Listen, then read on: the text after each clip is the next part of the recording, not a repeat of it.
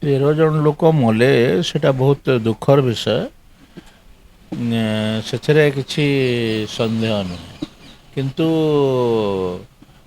କେଉଁଥିପାଇଁ ମଲେ କ'ଣ ମଲେ ତାର ତଦନ୍ତ ହେବ। ଯେଉଁମାନେ ଦୋଷୀ ସାବ୍ୟସ୍ତ ହେବେ ତାଙ୍କ ଉପରେ କାର୍ଯ୍ୟାନୁଷ୍ଠାନ ହେବ। ଆଉ ଗୋଟେ ଗଣତାନ୍ତ୍ରିକ ଧାରା ଉପରେ ସରକାର ଯେମିତି ଚାଲେ ସେଇ ଅନୁସାରେ ତ ଚାଲିବ। ସେ ଅନୁସାରେ ସେମାନେ ଚଲାଉଥିଲେ ନା ନାହିଁ।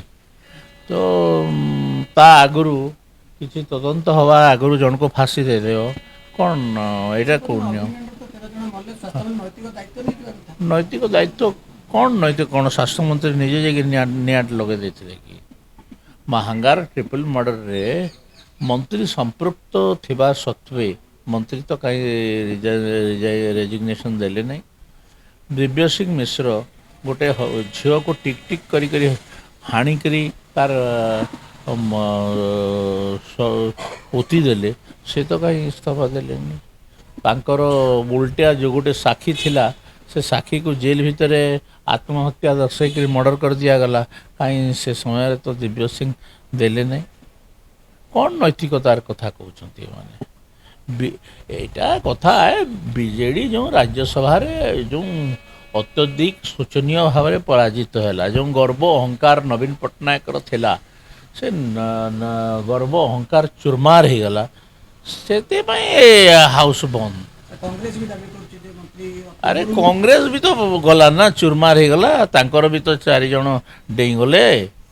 ସେମାନେ କହୁଥିଲେ ଆମେ ଆଗାମୀ ଦିନର ଭବିଷ୍ୟତ ବୋଲିକରି। ସେମାନେ ଯେତେବେଳେ ଚୁରମାର ହେଇଗଲେ, ବିଜେଡ଼ି ଯେତେବେଳେ ଚୁରମାର ହେଇଗଲା, କ'ଣ କରିବେ? ଲୋକଙ୍କୁ ତ ମୁହଁ ଦେଖେଇବେ ନା।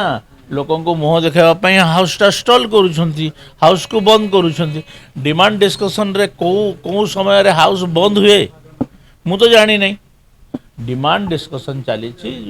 ଲୋକ ଆମର ସମର୍ଥକ ଅଛନ୍ତି, ଆମର ବିରୋଧୀ ଅଛନ୍ତି।